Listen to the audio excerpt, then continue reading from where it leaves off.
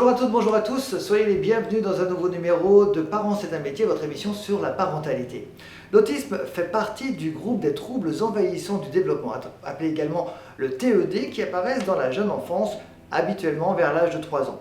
Bien que les symptômes et la sévérité soient variables, tous ces troubles affectent l'habileté de l'enfant ou de l'adulte à communiquer et à interagir avec les autres. Quelles en sont les causes ? Comment aider votre enfant à s'intégrer à la société? L'autisme chez l'enfant, c'est tout de suite avec notre psychologue Elia Billou.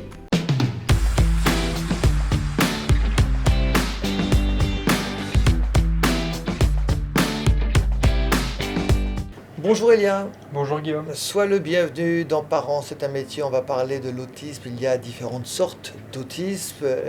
On ne va pas développer toutes les formes d'autisme parce qu'il nous faudrait plus que 5 minutes. Ça ferait plusieurs thèses. Mais qu'est-ce que l'autisme en règle générale? Qu'est-ce que cela signifie?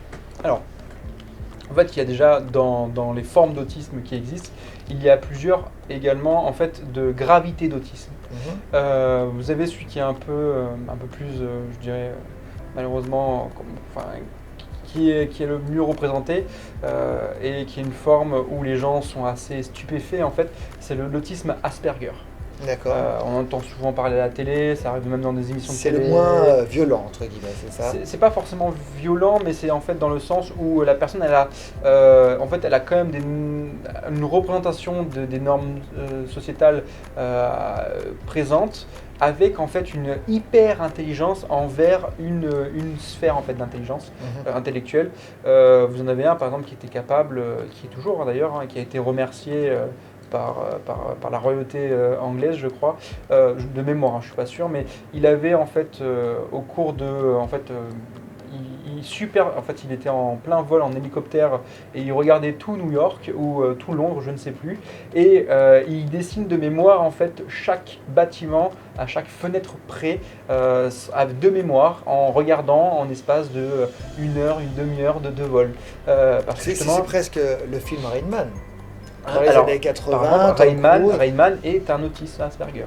D'accord. Et en fait, ils ont cette faculté-là de pouvoir mémoriser une sphère en fait qui les intéresse vraiment, d'être dans l'hyper-concentration. Par contre, sur le plan émotionnel, d'être un peu plus en retrait, d'avoir plus de difficultés, d'éprouver plus de difficultés, même dans la communication avec l'autre. Et il y a des autismes très très sévères, d'accord? Là je vous parle un peu de deux champs, mais où les personnes n'arrivent pas du tout à communiquer, vont avoir même des tics, vont avoir des tics de nervosité, vont pouvoir mordre, même pouvoir être violents envers les personnes, parce que toute stimulation externe est vécue comme quelque chose d'agressif envers eux.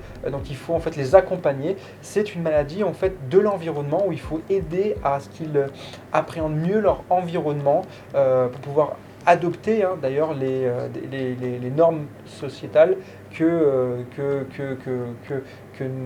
notre société nous impose sur le plan émotionnel, mais aussi sur le plan économique, sur l'apprentissage, tout ce qui nous définit en tant qu'humain.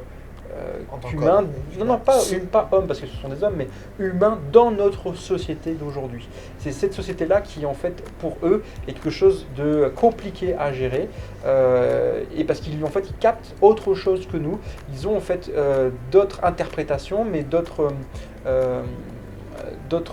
façons de percevoir les choses. Et c'est là où il faut les aider, comme malheureusement elle est mouillée dans notre société, mais parce que sinon ils seront toujours exclus. Et il y a, via des médiations, des possibilités d'amélioration pour qu'ils puissent justement avoir nos codes sociaux.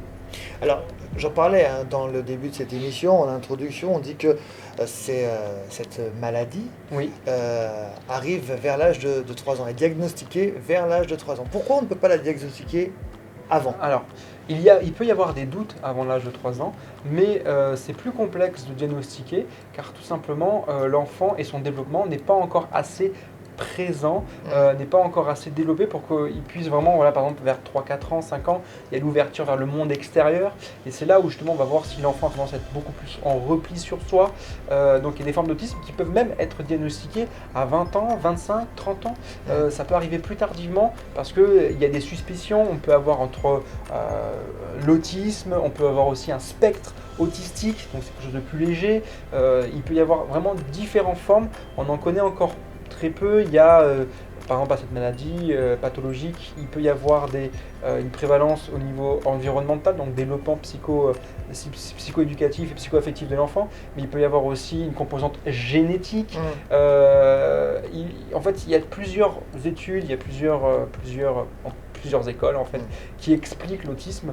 Dans tous les cas, quand on a un enfant autiste, il faut en fait adapter son environnement pour qu'il puisse, pour lui, être sécurisant.